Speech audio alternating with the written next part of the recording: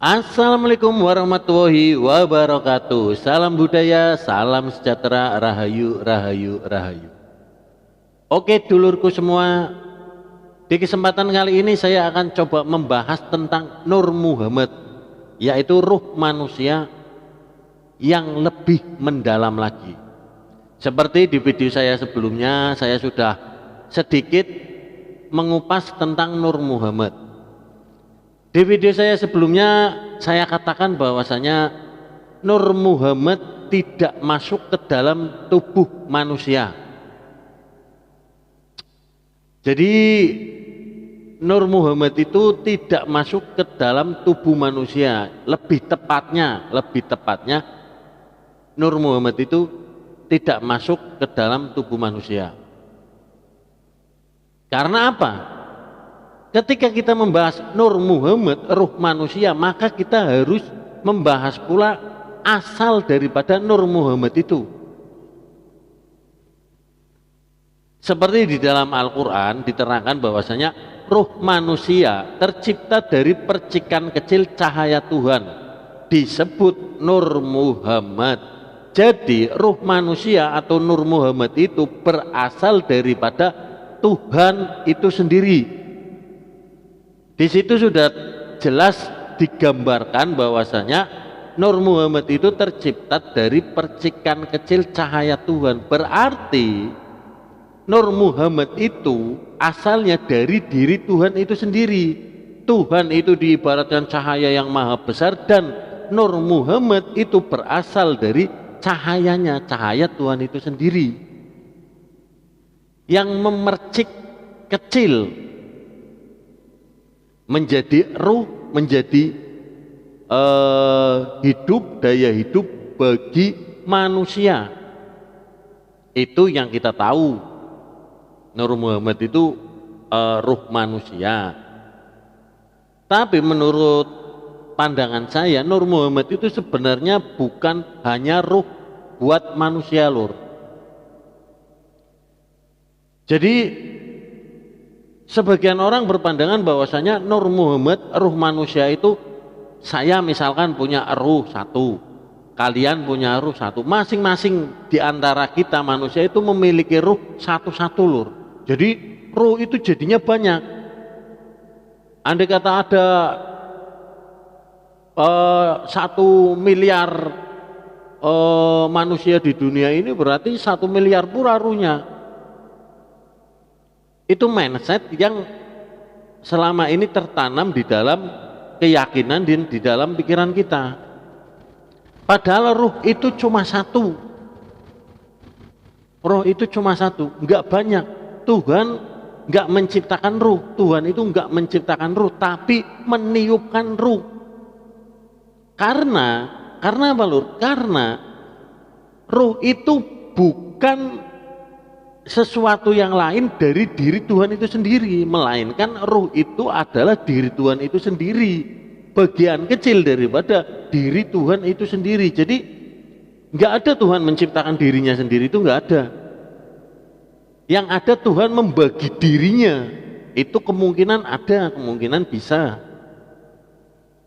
Jadi di sini Tuhan itu berbentuk cahaya, digambarkan sebagai cahaya, dan dia memancarkan sinarnya, memercikan cahayanya. Memercikan cahayanya itu bukan berarti cahaya yang besar itu terbagi menjadi dua, sebagian kecil jadi roh kita, sebagian besar jadi Tuhan. Itu enggak semacam itu, lur. Yang namanya memercikkan itu berarti menyinari, memberikan sinar. Kalau Tuhan itu sebuah cahaya, maka Tuhan memberikan cahayanya, memercikan gitu loh, lur.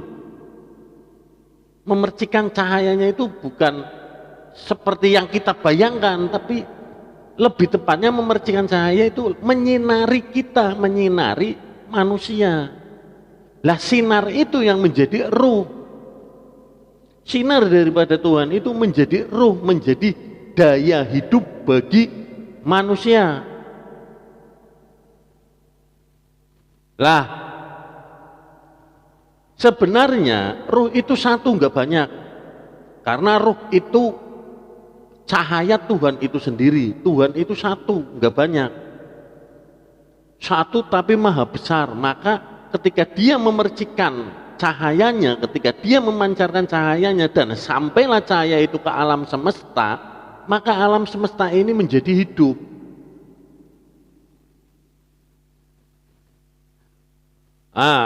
Jadi contoh yang lebih gampangnya gini lur. Percikan kecil daripada Sang Maha Besar, coba kalian bayangkan. Percikan kecil daripada Sang Maha Besar. Tuhan menganggap Nur Muhammad itu kecil, percikan kecil daripada dirinya. Sedangkan kita di mata Tuhan, kita itu kecil banget, bahkan mungkin kita bisa disebut yang maha kecil. Hingga kita itu nggak terlihat. Kita nggak terlihat lur, kalau kita dibandingkan dengan Tuhan. Lah itu percikan kecilnya daripada Sang Maha Besar. Apakah iya percikan kecil daripada Sang Maha Besar kok sekecil itu hingga masuk ke dalam rahim ibu dan masuk ke dalam jasad si bayi, sedangkan bayi itu kecil banget loh lur. Dia mampu menampung Nur Muhammad, mampu menampung cahaya Tuhan yang maha besar. Cahayanya Tuhan, Tuhan itu cahaya yang sangat besar. Lah cahayanya gimana coba? Kalian bisa bayangkan cahaya Tuhan itu besar sekali kan? Kecil bagi Tuhan, tapi bagi kita itu sangat besar. Jadi Tuhan itu tidak menciptakan ruh itu banyak, enggak. Saya katakan enggak.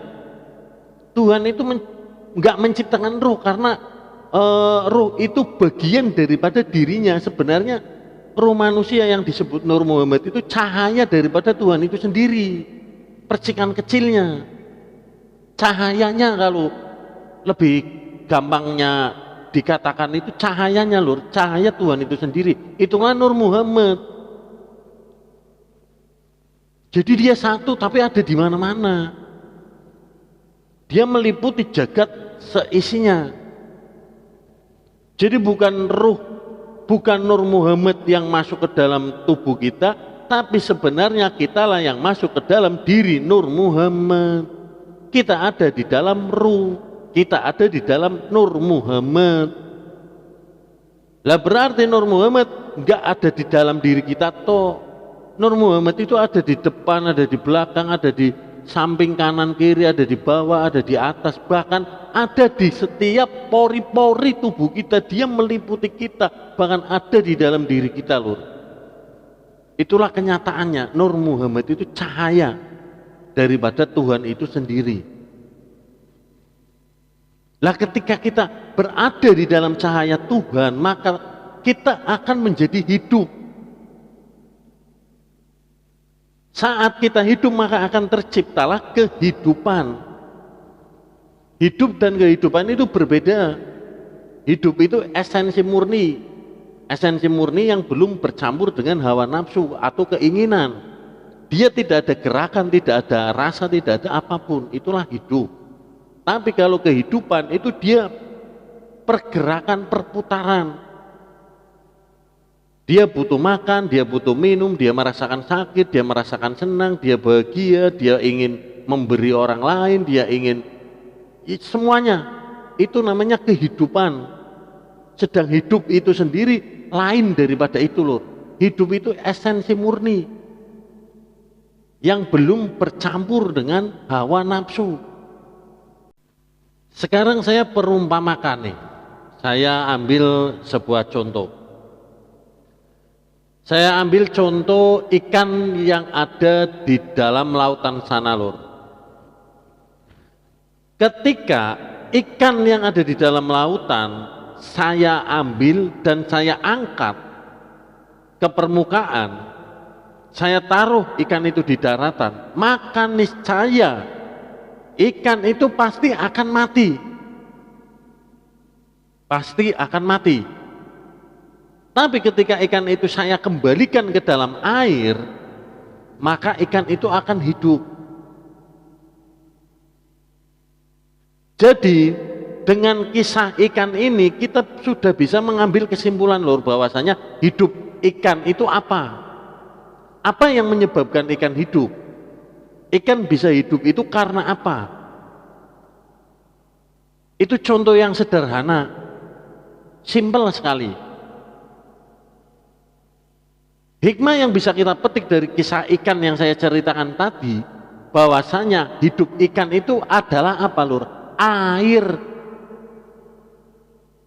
Ketika dia bertemu air maka dia akan hidup. Ketika dia ada di dalam air maka dia akan hidup. Tapi ketika ikan itu kita angkat, kita keluarkan dari dalam air, maka dia akan mati lur. Ketika kita mengangkat ikan, kita keluarkan dari dalam air, itu sama saja kita memisahkan antara ikan dan ruhnya. Sama saja kita memisahkan antara ikan dengan hidupnya. Ikan itu pasti mati, dan ketika kita mengembalikan ikan itu kepada air, kita masukkan lagi ke dalam air, maka sama saja kita menyatukan ikan itu dengan hidupnya. Kita menyatukan ikan itu dengan ruhnya. Akhirnya dia senang di dalam air, dia bisa hidup, dia beranak pinak, dia makan, dia minum, dia apa, bermain-main di dalam air, di dalam ruhnya, di dalam hidupnya. Lah, kisah ikan itu kita coba adopsi, ke dalam diri kita. Coba bayangkan, andai kata kita dipisahkan dari ruang kosong ini yang ada di sekeliling kita ini lur, kita diambil dan kita dimasukkan ke dalam air, apa yang terjadi dengan diri kita lur? Pasti kita mati. Pasti kita mati lur. Tapi andai kata kita diangkat kembali ke permukaan, dikeluarkan dari dalam air, maka kita akan hidup.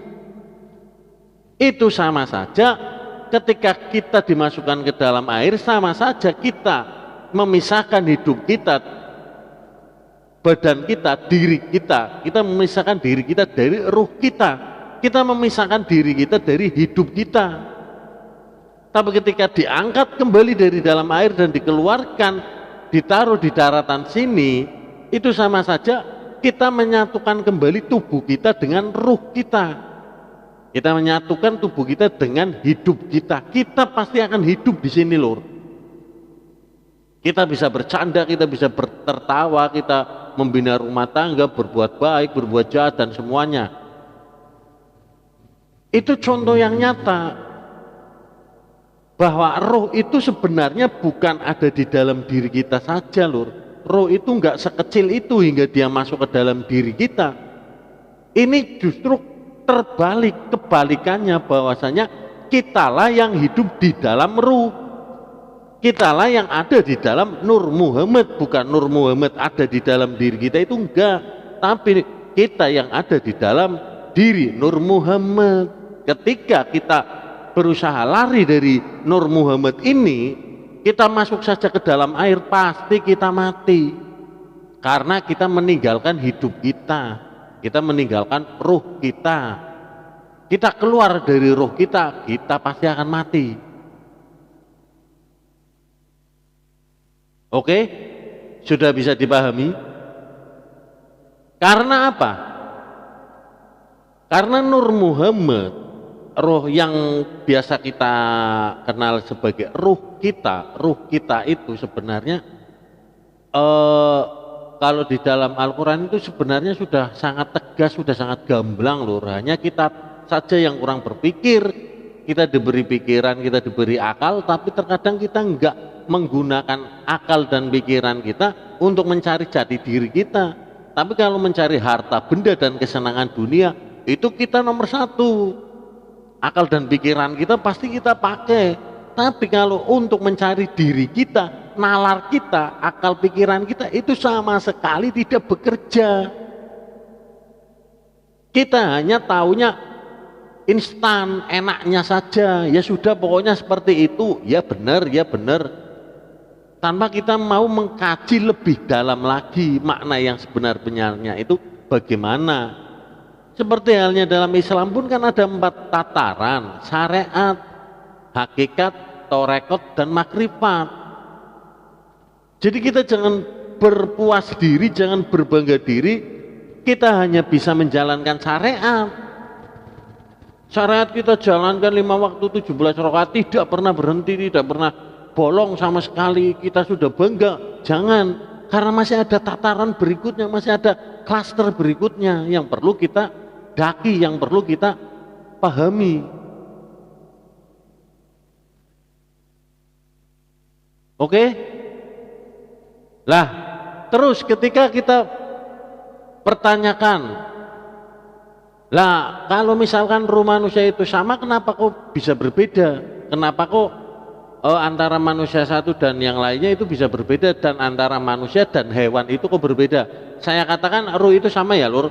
Jadi ruh manusia, ruh hewan, ruh langit, ruh bumi, ruh matahari, ruh rembulan, ruh tumbuh-tumbuhan itu sebenarnya sama kita semua, itu satu, rohnya satu. Karena roh itu apa tadi saya katakan? Cahaya daripada Tuhan. Cahaya daripada Tuhan. Diterangkan dengan jelas di dalam Al-Quran kan, percikan kecil cahaya Tuhan. Berarti Tuhan itu cahaya besar dan memancarkan sinarnya, memercikkan. Jadi percikan itu diibaratkan sinarnya lur. Percikan itu sinarnya. Cahayanya loh, cahayanya Tuhan itu sampai ke semesta seisinya, hingga membuat semesta seisinya menjadi hidup. Lah roh itu lur, cahaya Tuhan itu sendiri, cahaya itu, roh itu yang disebut roh itu bisa dikatakan roh, bisa dikatakan hidup. Hidup itu ya itu, cahaya itu. Lah cahaya itu sifatnya bening.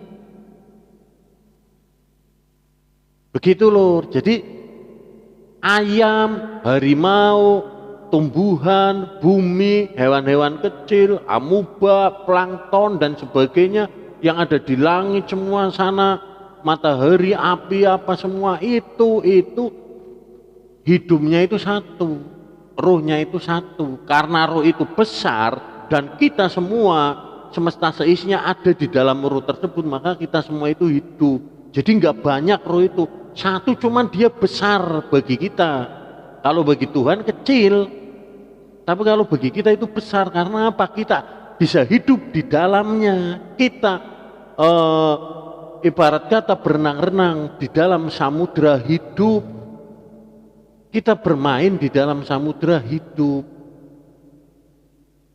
Kita bermain di dalam samudra Nur Muhammad. Begitu. Lah yang membedakan antara satu dan yang lainnya itu apa? Jadi bukan ruh. Yang membedakan antara satu dan lainnya itu adalah hawa nafsu. Kalau di zaman sekarang, di era modern, kita bisa katakan seperti di dalam sebuah gadget ya, di dalam sebuah handphone itu ada aplikasi. Jadi yang membedakan antara handphone satu dengan handphone yang lainnya itu alat yang ada di dalamnya, aplikasi yang ada di dalamnya, muatan ruangannya, internal eksternalnya gitu lur. Jadi antara HP Samsung dan HP Xiaomi itu ya jelas berbeda speknya. Karena apa? Alat yang ada di dalamnya itu juga berbeda. Begitupun manusia. Yang membedakan antara manusia dan hewan itu sudah jelas terlihat dari struktur raganya, tubuhnya, wadahnya, alatnya. Kita bisa berbicara, bisa ibarat kata jelas mengucapkan A, B, C, D karena kita punya pita suara yang didukung oleh lidah. Dengan lidah ini kita bisa menerjemahkan kata itu dengan begitu jelas. Oke, itu bisa terdengar dengan jelas. Lah sedangkan di dalam tubuh hewan itu enggak ada, mungkin ada pita suara, cuman pita suaranya resonansinya itu berbeda dengan pita suara kita lur. Dan juga lidah dia itu tidak berfungsi untuk mengucap seperti kita. Ya akhirnya jelas berbeda kita dengan ayam. Kita bisa berbicara seperti ini, ayam ya paling bisanya kokok-kokok gitu lur. Orang ayam saja mulutnya lancip, runcing, nggak seperti kita. Itu yang membedakan. Yang membedakan hanya wadahnya saja lur. Tapi ruh itu semua sama. Yang membedakan itu hawa nafsunya lur, keinginannya. Misalkan kita dengan orang lain, sesama manusia, yang membedakan apa? Yang membedakan ya keinginannya, pemikirannya, tingkah laku dia, sifat dia, cara bicara dia, logat dia. Itu karena apa? Menurut daerah masing-masing. Kalau di daerah orang tersebut kok lingkungannya sering ngomong kasar, pasti dia ikutan kasar. Kalau misalkan dia hidup di tanah Arab, ya pasti dia berbahasa Arab, bersifat seperti layaknya orang Arab, karena memang setiap hari dia melihat budaya Arab. Ketika ditaruh di sini ya pasti berbeda dengan kita lur, karena kita setiap hari terbiasa dengan budaya Indonesia, ngomong Indonesia, begitu loh. Jadi kalau kalian ingin kembali kepada jati diri kalian, jangan kalian lihat fisik, jangan kalian lihat casing, jangan pernah kalian lihat tubuh dan lain sebagainya, karena ketika kalian melihatnya dari segi itu maka akan tercipta perbedaan di antara kita. Ketika sudah tercipta perbedaan akan timbul rasa sombong. Saya lebih ini, saya lebih itu, dan lain sebagainya. Akhirnya apa? Timbul juga fitnah, menghina orang. Kamu itu seperti ini, kamu itu seperti itu. Itu karena kita tidak bisa mencari sesuatu yang paling sama di dalam diri kita. Yang suka kita lihat, kita suka sekali melihat apa? Perbedaan. Sering sekali kita menggemari, menyukai, menyenangi melihat perbedaan daripada melihat persamaan. Lah, kenapa terjadi demikian? Ya karena kita tidak tahu siapa kita. Wong kita membahas ruh saja, kita sering terpleset kok dalam mindset kita, dalam pikiran kita. Ruh itu ditiupkan dari Allah, berbentuk cahaya, dia masuk ke dalam rahim. Setelah masuk ke dalam rahim, masuk dia ke dalam tubuh sang janin, dia berada bersemayam di dalam tubuhnya. Gitu yang kita tahu selama ini. Jadi akhirnya paruh itu menjadi banyak, padahal itu percikan kecil daripada Tuhan yang maha besar. Apa tubuh kita mampu menampung semua percikan daripada Tuhan itu, walaupun kecil? Kecil itu kan di mata Tuhan, sedang Tuhan itu yang maha besar. Lah kalau di mata kita, ya itu sangat besar lur. Begitu cara kita melihat kecil dan besarnya Nur Muhammad. Jadi kesimpulannya, Nur Muhammad itu, ruh manusia itu bukan seperti itu lur, bukan masuk ke dalam tubuh kita. Itu bukan antara saya dan kalian itu memiliki ruh masing-masing, itu enggak. Sebenarnya ruh kita itu sama, karena kita hidup di dalam satu ruh. Karena Nur Muhammad itu pada hakikatnya adalah percikan kecil cahaya Tuhan. Berarti pancaran kecil cahaya Tuhan. Tuhan yang maha besar itu cahaya yang maha besar, dan cahaya itu memancar kepada kita, kepada alam semesta, hingga terjadilah kehidupan di alam semesta seisinya gitu. Oke, saya rasa demikian penjelasan dari saya. Kurang lebihnya saya mohon maaf yang sebesar-besarnya. Nanti saya akan lanjut lagi di video-video saya berikutnya.